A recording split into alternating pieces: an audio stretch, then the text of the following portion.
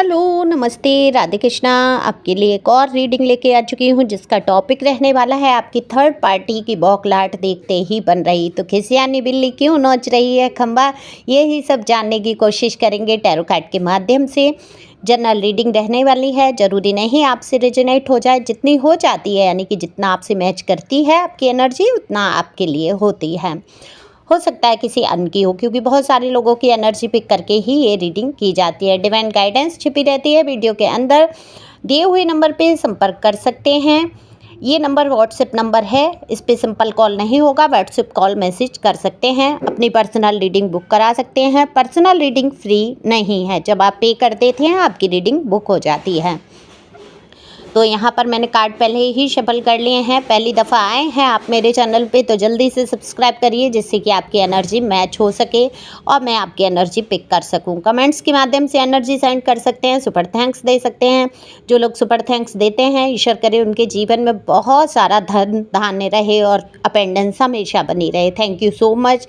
Like free है, like तो कर ही सकते हैं, शेयर कर सकते हैं। मेल फीमेल यहाँ दोनों के लिए रीडिंग समान है।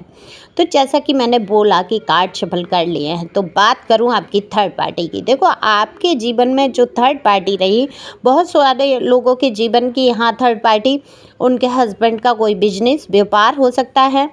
बहुत सारे लोगों के जीवन में उनके माता पिता, उनके हस्बैंड वाइफ, जो भी मेल फीमेल दोनों के लिए, तो हस्बैंड वाइफ के माता पिता हो सकते हैं, बीच में कोई भी बड़े बुजुर्ग हो सकता है। कोई रोमांटिक पार्टी आपके रिश्ते में हो। आप जिसके भी बारे में देखकर ये सोच कर ये देख रहे हैं, उसी के ऊपर ये है, अपने हिसाब से लागू कर सकते हैं। तो ये जो सबसे पहले तो मुझे एनर्जी मदर की ही आ रही है। पर्सनी जो भी हैं, उनकी मदर हैं, भाभी हैं या कोई बहन है, कोई बड़ी उम्र की मुझे लग रहे हैं लेडी। एक विडो की भी एनर्जी है।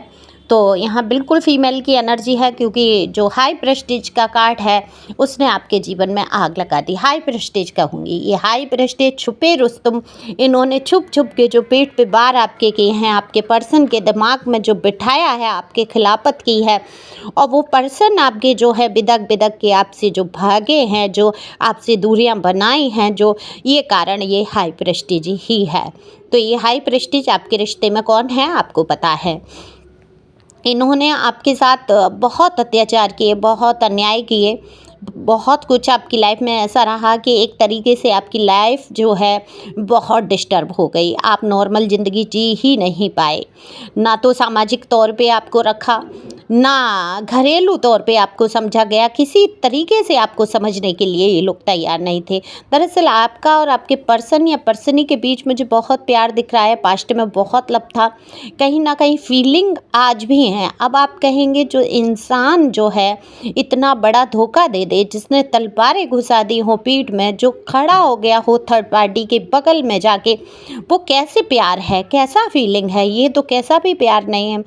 देखो, ये जो भी है पर्सन बिल्कुल आपके योग्य नहीं मुझे दिख रहे हैं। किसी तरीके से आपको सुख चैन नहीं लेने दिया। खुद के अपने ही पर्सन या पर्सनी ने हर वक्त किसी न किसी दूसरे को बीच में रिश्ते में लाए। कभी इनको हमेशा से एक सहारे की ज़रूरत पड़ी। जैसे इंसान कहते हैं ना, बिन अपाहिज इंसान होता है, बिना बैसाखी के नहीं चल सकता। ऐसे ही आपके पर्सन जो है लोगों के बिना चलना इन्होंने नहीं सीखा। अपनी बुद्धि को तो जैसे कि कोरा ही लेके जाएंगे, कहीं यूज ही नहीं किया। गलत मार्गों में ज़रूर यूज किया है, लेकिन जहाँ निर्णय लेने की बात आ गई, जहाँ सच्चाई का साथ देने की बात आ गई, वहाँ पर अपनी बुद्धि को एकदम से सुरक्षित कर लिया, चलाने की कोशिश नहीं की है। वहाँ दूसरों की बुद्धि पे चलते रहे। तो ये जो कान के कच्चे लोग होते हैं, ये रिश्ते में अपने खुद ही दरार पैदा कर लेते हैं। तो यहाँ आपका सबसे बड़े तो दुश्मन मुझे आपके पर्सन या पर्सनी ही लग रहे हैं। बाद में सारा तमाम ताम झाम आता है, ये तो झंझट है। आप क्यों नहीं बीच में थर्ड पार्टी लेके आए? आपके भी तो घर परिवार था। आप किसी से कम थे क्या? खूबसूरत नहीं थे या नहीं थे तो रोमांटिक पार्टी आप क्यों नहीं ले आए? आप भी तो ला सकते थे, लेकिन आपने किसी की सुनी नहीं है, आपने सुनी है दिल की, आपने किया है बेहद सच्चा प्यार। यहाँ पे सच्चाई नज़र आती है आपकी। आप आज भी आगे नहीं बढ़ पाते इस पर्सन या पर्सनी से।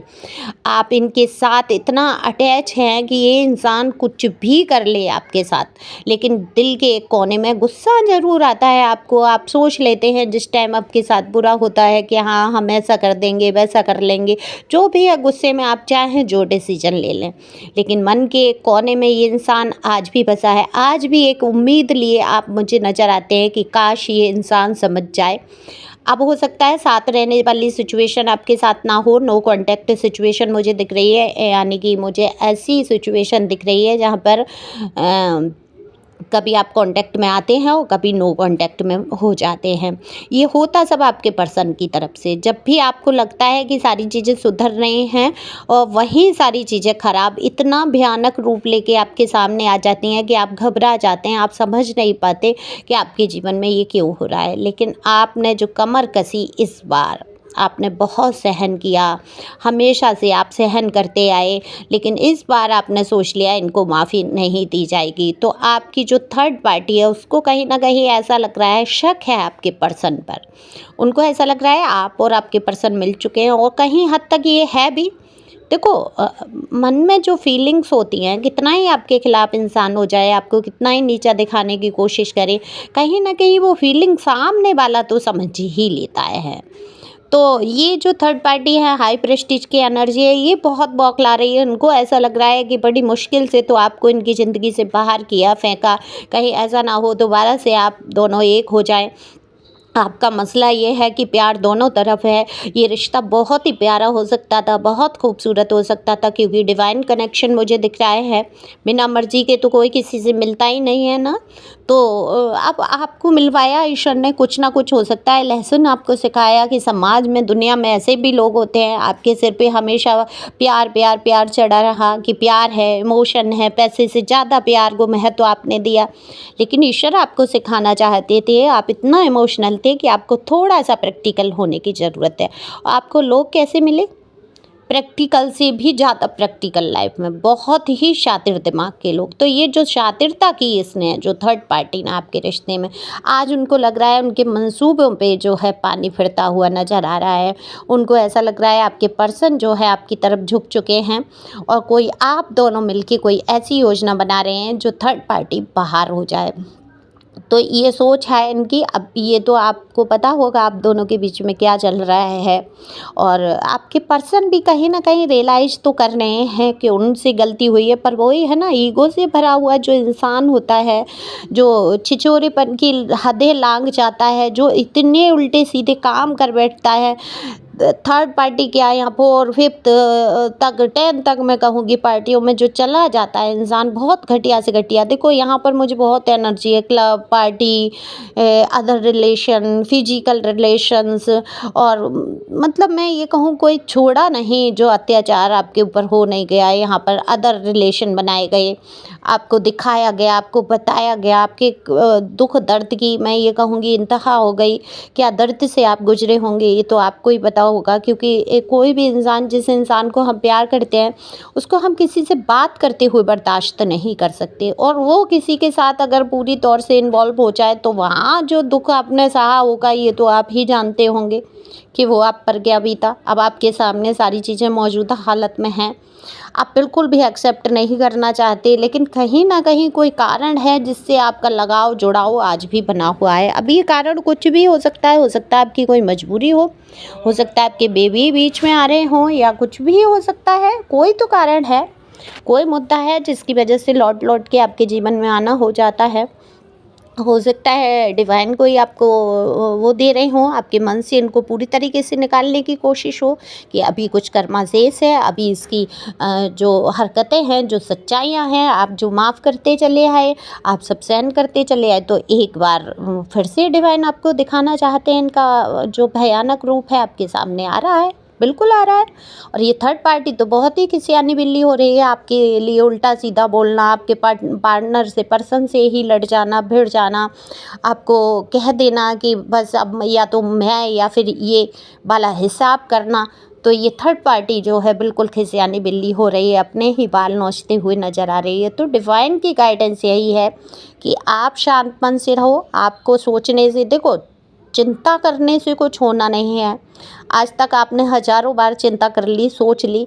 आपको चिंतन करना है। किसका चिंतन करना है? आपको ईश्वर का चिंतन करना है। होता वही है जो ईश्वर करते हैं। ये हमेशा आप लोग जानते हैं कि हम लोग जो हैं दर्शक हैं। हम एक, हमारे जीवन की जो है पहले से एक कहानी लिख चुकी है, फिल्म चल रही है। दर परत लोगों के चेहरे जो है उनके नकाब हट रहे हैं, लोगों की असलियत आपके सामने ईश्वर ला रहे हैं। जो डिवाइन सोल होती हैं, जो ईश्वर से जुड़ी हुई सोल्स हैं, जो प्योर सोल्स हैं, उनके सामने लोगों की असलियत आती है। देखो वहाँ कष्ट तो होता है, लेकिन सच्चे चेहरे उजागर हो जाते हैं। और ये आपके देखो सच्चे ही चेहरे उजागर हो रहे हैं। तो यहाँ पर आपको बिल्कुल चिंता करने की ज़रूरत नहीं। ईश्वर पे सब छोड़ देना है, जैसे कि आज तक छोड़ा है। होए सोई जो राम रच राखा है, इस सिद्धांत पर हमेशा से चलना है, आगे बढ़ना है, खुश रहना है। मुझे नहीं लगता अब आपको इनकी ज़रूरत महसूस होती है, क्योंकि आपने जो है कोई दौर ऐसा नहीं छोड़ा, कोई चीज़ ऐसी नहीं छोड़ी कि इस रिश्ते को आपने पकड़ने की कोशिश नहीं की हो। जितना आपने पकड़ा उतना ही आपके हाथ से फिसलता चला गया। तो रेत की तरह ये रिश्ता आपके हाथ से चला गया, मुट्ठी खाली रह गई। अब आप अकेले पड़ चुके हैं, लेकिन इसमें आप परेशान होने की ज़रूरत नहीं है। आपको डिवाइन आपके साथ है, यूनिवर्स का ब्लेसिंग आपके साथ है। लेकिन ये जो थर्ड पार्टी है बेहद बौखलाहट में है। इसको आपके पर्सन का जो है बिल्कुल भी यकीन नहीं है। इन दोनों के बीच में काफ़ी कुछ झगड़ा हो चुका है। आपके पर्सन को एहसास हो रहा है अपनी करतूतों का। और कर्मा रीडिंग किसको चाहिए? ज़्यादा से ज़्यादा लोग शेयर करेंगे, देखेंगे, तब मैं कर्मा पे रीडिंग बनाऊंगी। क्योंकि मैं अदर कोई टॉपिक लेके आती हूँ, व्यू ही नहीं आते। जब व्यू नहीं आते तो रीडिंग आगे नहीं बढ़ती। अगर आप लोग पूरा वीडियो नहीं देखते हैं तो ये वीडियो उन लोगों तक नहीं पहुंच पाता जिनको ज़रूरत है। तो अगर आपको आवश्यकता लगती है कि ये आपके लिए वीडियो है, तभी टच किया करें, ओके। क्योंकि आपकी एनर्जी भी अटक जाती है इसमें। आप पूरा दिन परेशान रहेंगे तो फ़ायदा क्या है? किसी भी टैरो वीडियो पे जाके जब तक कंप्लीट आप वीडियो देखने की हिम्मत नहीं है या टाइम नहीं है, तब तक आप ओपन मत किया करें। तो ये आपके लिए ही अच्छा है। तो खुश रहें, मस्त रहें, आगे बढ़ें, अपने कामों पर ध्यान दें। ईश्वर आपके साथ है। तो thank you for watching my channel. Thank you angel, thank you God, thank you प्यारे व्यूअर्स।